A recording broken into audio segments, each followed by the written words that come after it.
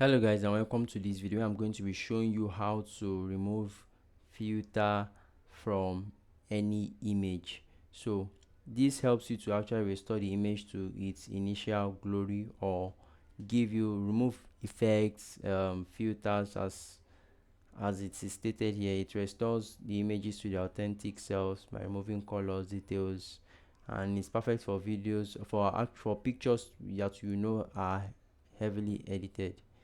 So this, according to them, this is a before and this is the after.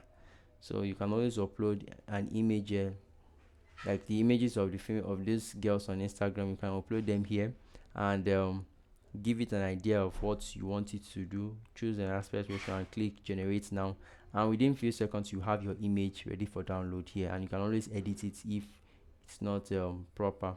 So that's it guys. Let me know what you guys think about it in the comment section. I'll see you guys in the next one. Please subscribe to the channel, as we are trying to be the hub for everything AI.